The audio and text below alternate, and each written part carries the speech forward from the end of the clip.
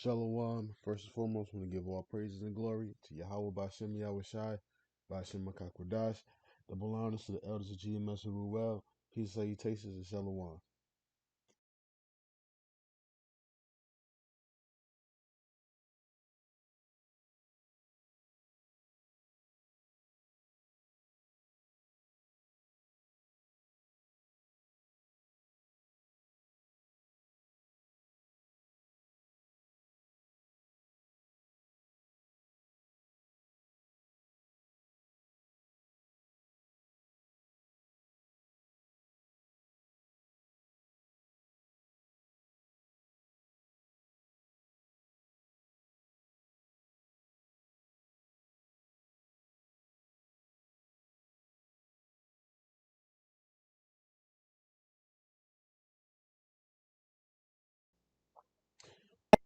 This lesson is going to be piggybacking off of my previous lesson from arrows to silos. And if you don't have an understanding of the arrows and what they are, I would highly recommend that you watch that video first. If you are seasoned veteran, just sit back, enjoy the ride.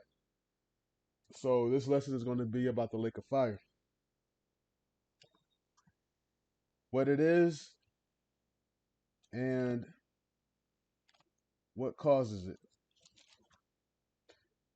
Contrary to popular belief, Christian church will have you thinking that the lake of fire is the bottomless pit. And the bottomless pit is where in the middle of the earth where there's no gravity and there's just fire in a lava pit. So you just rolling around in fire in this endless pit of just fire. The bottomless pit and the lake of fire are not the same. And we're going to go into specifically the lake of fire first. And Yahweh willing, may do a video on the bottomless pit sometime in the near future. With that being said, I'll start off at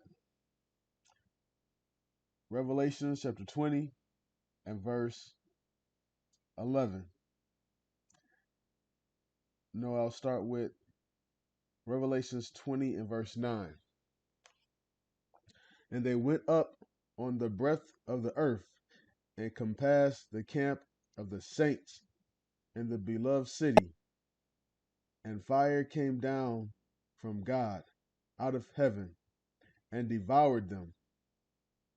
And the devil that deceived them was cast into the lake of fire and brimstone, where the beast and the false prophet are, and shall be tormented day and night forever and ever. Verse 20, verse 10. Let me stop there. So notice one thing about this, that fire came down from God out of heaven. This is that lake of fire. The lake of fire is not in the middle of the earth. It is fire coming down from heavens onto the earth. And it's going to look like a lake of fire. That is the lake of fire. You got lakes of water. Well, you're going to have a lake full of fire. This earth is going to be engulfed with fire. Now, as I said from the previous video, you had the arrows. The arrows which are going to come also from heaven. You got Yahweh Shai, who's also going to put fire upon this earth. Now, the arrows which are going to be launched from these other nations are going to light America on fire, because America is going to be completely destroyed and it's going to be on fire for a long time. And that is going to be the lake of fire. And so, reading on in verse 10, it says, and the devil that deceived them was cast into the lake of fire and brimstone, where the beast and the false prophet are. So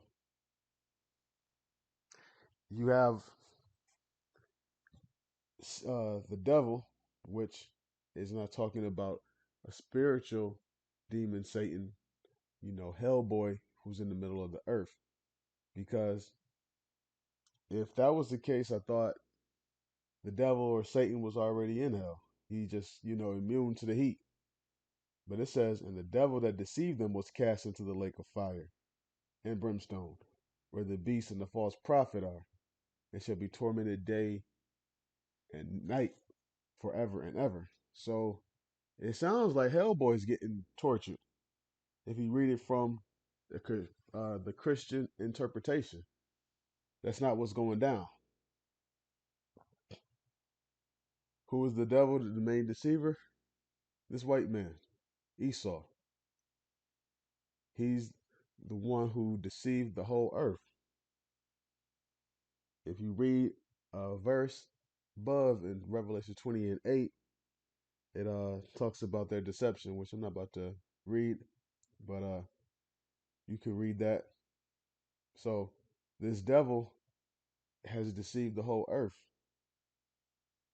and so he's going to have fire and brimstone come down, just like how Sodom and Gomorrah. Sodom and Gomorrah was destroyed by by fire and brimstone.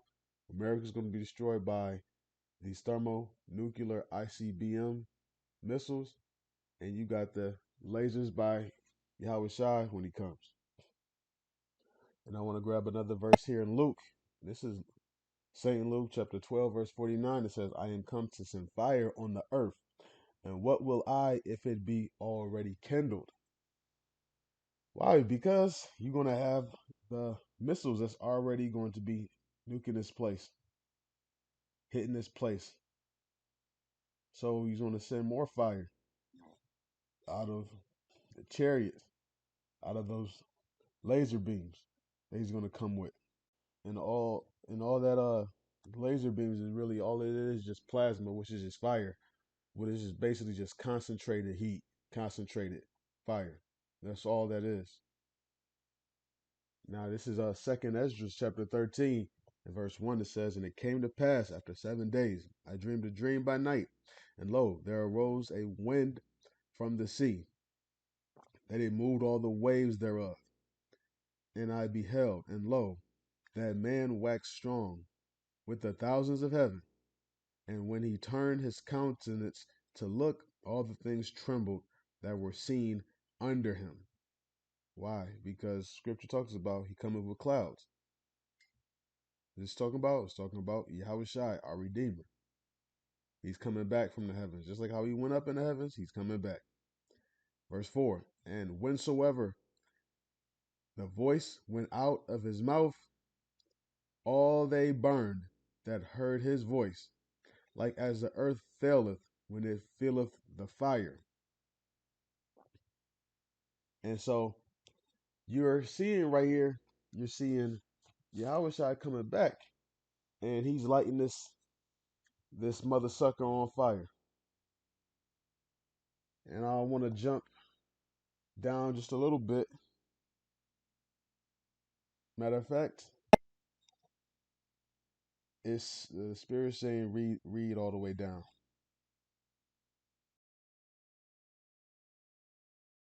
And after this I beheld, and lo, there was gathered together a multitude of men out of number from the four winds of heaven to subdue the man that came out of the sea.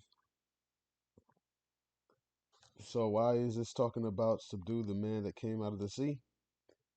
Because everybody's going to be gathered together to fight against Yahushua. But how they go from the heavens to coming out of the sea? Thought he come from the skies, from the heavens, right? The sea is on the earth. No, the sea is referring to the heavens, the Shemayim. Why is that referred to the seas as well? because there's water in the heavens. Remember in Genesis, the firmament separated the water from the waters. So you got waters down here on earth, and you got waters up in the heavens. So that is the sea that he's coming out of. Reading from the top again, and after this I beheld, and lo, there was gathered together a multitude of men out of number from the four winds of the heaven to subdue the man that sat Salakia, to subdue the man that came out of the sea. But I beheld, and lo, he had graved himself a great mountain and flew up on it. That great mountain is a chariot, a so called UFO. Verse 7.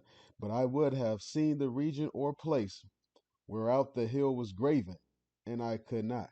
It was so big, so long and expansive, he couldn't see where it began or where it started.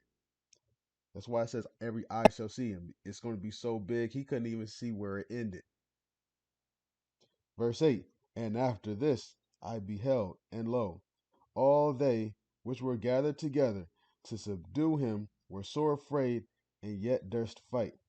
So you're going to have everybody is going to try to put up a fight, even though they're going to be afraid.